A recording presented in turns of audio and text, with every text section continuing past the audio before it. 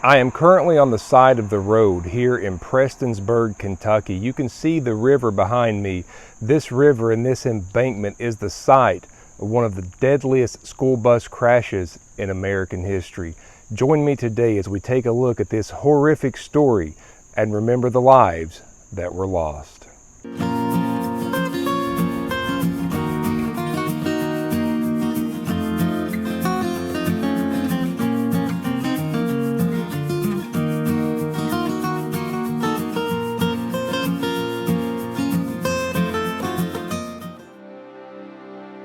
At the time of the horrendous tragedy, it was the deadliest bus crash in American history, and as of now, it is still the third deadliest. February 28th, 1958. It was a cold morning, it was a cloudy morning, and the region had just experienced heavy rains, and the Lavisa Fork of the Big Sandy River was elevated due to the flooding. A Floyd County school bus loaded with 48 high school and elementary school students was headed towards the respective schools of those students. Prestonsburg was a small city in Kentucky, the county seat of Floyd County, and in this area of eastern Kentucky, things are normally fairly quiet.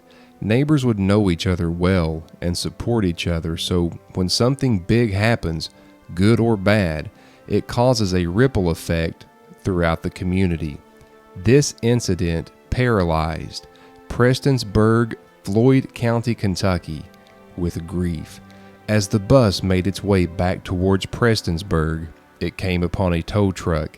It is unclear how or why it happened, but for whatever reason, the bus slammed into the back of the tow truck. After the collision, the bus plunged towards the river, going down this steep and harrowing embankment.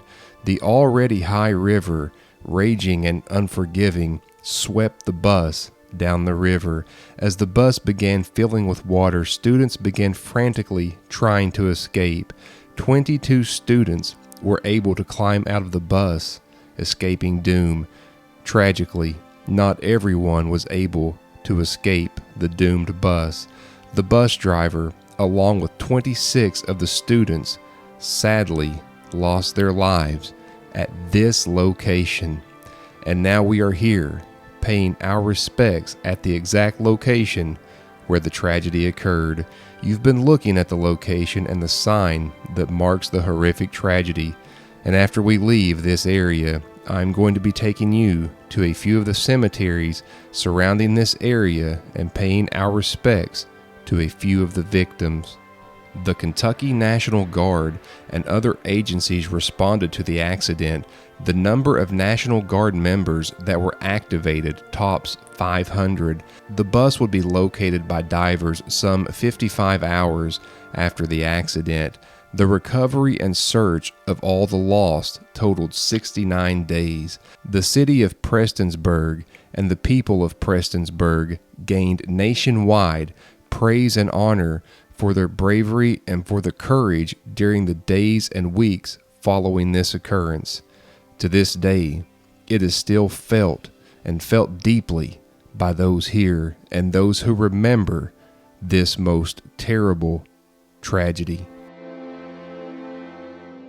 You know, as I am walking along here and looking at the memorial, this is just a terribly tragic story to say the least. And I'll be honest with you, when I looked into this, I believe I had heard of this in the past, but once I looked into it a little bit further, I was not exactly excited about making the video. I love making videos about historic locations, people, and even the grave sites, but when you deal with subject matter like this, it is just terribly heartbreaking and terribly sad and tragic. And just to think, I mean, there are families who lost multiple children in this accident, and there were some families I read about that lost all their children in this accident, I do believe. And it is just a terribly tragic story to tell, and I hope that I'm able to bring some honor to those today. Our first cemetery visit that we will make will take us to Mayo Cemetery. We are here today to visit a few of the young lives that were lost. The first visit is going to take us to the graves of Glenda May and Kenneth Forrest Sesko. you can see that this brother and sister share a stone. And one thing that is obvious and yet kind of hit me hard with all these graves is the same death date. It just reinforces the actuality of all this. Glenda was the older sibling here, and it was reported that Kenneth actually made it out, but went back to get his sister. I have no way of knowing that, but it was said that was the case. So tragic, and I want to pay my respects and honor to Glenda and Kenneth Sesko. Now we go to the gravesite of Randy Scott Wallen.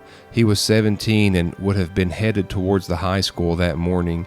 He was born January 4th, 1941, and again perished on February 28th, 1958. Randy Wallen, you were visited today. I am really appreciative of his picture on his stone. Again, such a sad and tragic story.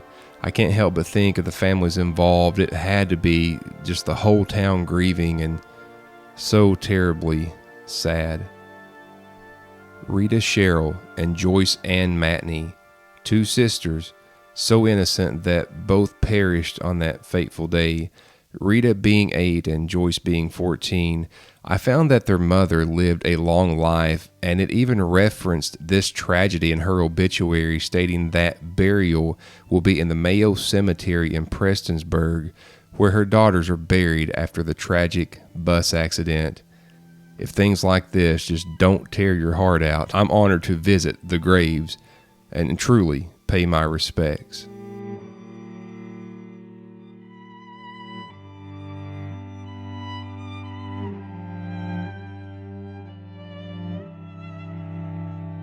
We make our way down US 23 just a little ways and come to Davidson Cemetery. This cemetery, built on the side of a steep hill, is the final resting place of the Goebel siblings. Once again, as with the rest, absolutely heart-wrenching. Anna Goebel, James Goebel, and John Goebel, those were the names of the three who lost their lives in the tragedy. The Goebels were one of 3 families that would lose all their children that morning. Their parents would go on to live long lives, and I just can't imagine what they had to live with all of those years. This video and this story could very well be the hardest I have ever made and hardest story that I have ever told. It seemed like with each story that I read and every particular family situation that I researched led to such heart-wrenching discoveries. I'm just a small channel in a small corner of YouTube, but I truly and certainly hope that I paid honor and respect to the young lives lost and to the heartbroken community they left behind. A few things I want to go over here at the end of the video. There was another tragic bus crash in Kentucky in 1988.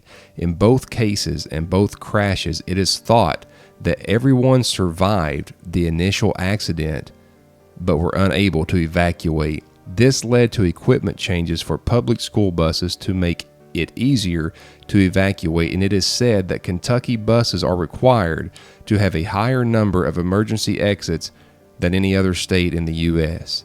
There were 2 songs written about the tragedy, one by the Stanley Brothers entitled No School Bus in Heaven, and another by Ralph Bowman entitled The Tragedy of Bus 27. A couple of documentaries have also been made about the crash as well. I was honored, humbled, and terribly saddened to tell the story and visit the final resting places of a few of the victims. I hope that it is received with the same grace in which it was produced. Once again, from Prestonsburg, Kentucky, I will see you again soon.